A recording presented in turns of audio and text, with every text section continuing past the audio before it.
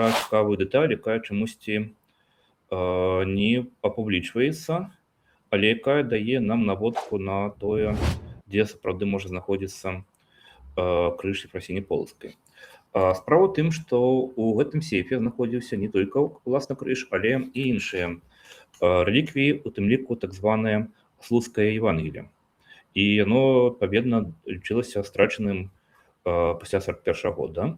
І раптам гэта Евангелие было знайдзена ў нейкай такой цудоўнай сітуацыі, што адна з прыхажанак вярнула экзарху Філарэту гэта Слуцкае Евангелие, ці падаравала яго і з просьбай пра малітву. Бок зараз гэта Евангелие патрапіла у валоданне Беларускай праваслаўнай царквы і там захоўваецца у адным з сабораў. Але зноў жа мы бачым дзіўную сітуацыю, што гэтыя две рэліквіі знаходзіліся разам, і адна з іх раптоўна аб'яўляецца і знаходзіцца ў той час, як іншая не.